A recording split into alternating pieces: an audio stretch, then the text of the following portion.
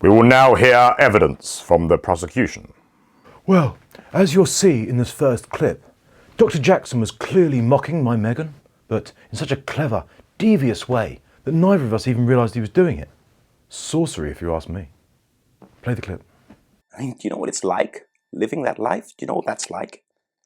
Do you know how hard that is? A soul so sensitive that you can see problems that aren't even there.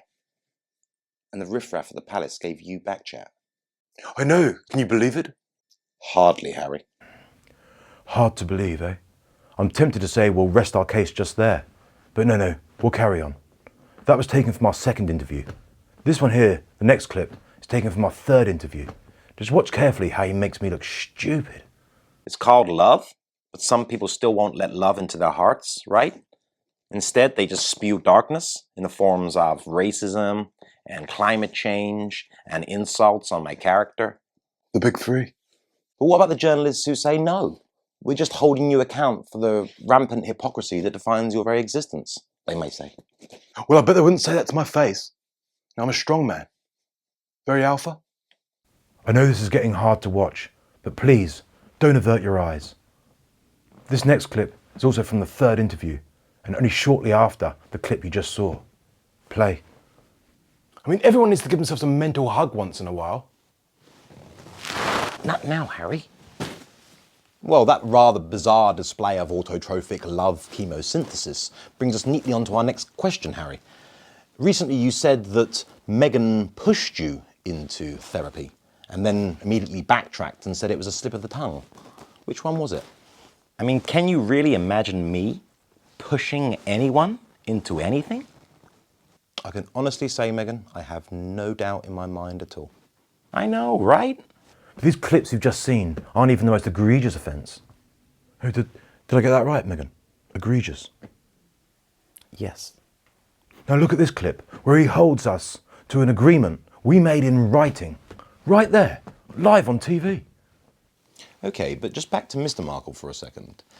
How does failing to invite him to your wedding, ostracising him and keeping him away from his grandchild, square with your endless preaching about compassion, forgiveness, understanding? Yeah, well, he started it. You know, he was the one getting measured for a suit and telling the paparazzi so they could get photo shots of him doing it, getting measured up for the suit, for the wedding. We didn't even invite him to.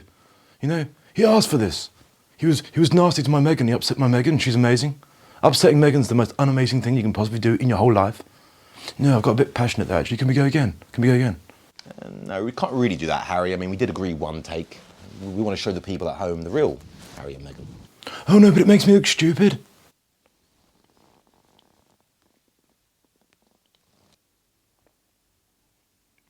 I don't think you really need to worry about that anymore, Harry.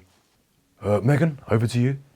What you've just seen, right, was a sustained spiritual assault, which took place over 3 interviews and dozens of questions. We were vulnerable at the time, spiritually vulnerable, right? And that's what makes the crime so grievous. We just spread our wings to go it alone, with nothing more than luxury shelter, fine foods and wads of cash. Dr. Jackson never broke any of the rules we agreed upon. He never reneged on any part of the contract. But that was part of his strategy, right? He's cunning, I'll tell you that straight. He was awful without being unfair. He was insulting without being dishonest. And he was obnoxious without being cruel. The calling cards of white supremacy. Dr. Jackson is not a white supremacist. I mean, that much is obvious. But he has been infected by its heritage. He is a covert case, you know. He manifests his white supremacy without the faintest idea he's doing it, right? Which is exactly why white supremacy is the most dangerous virus on this planet. And it's something we're not doing enough about. A serious threat to the cohesion, right, of loving people, you know, people who are loving. And harmony. And eclipses the possibility that a true oneness can be formed via a entirely awakened mindset, which could Be amazing. Oh, will you shut up? Objection. Overruled. You can't object to your own prosecution. Oh yeah. That was the video. So please like, subscribe, share, and hit the notification button. Okay? I can't say I'll be that appreciative, but still more than you deserve. And if you check out the description box below, you'll see a link to support the channel and a link to our new website. Please sign up. Sign up.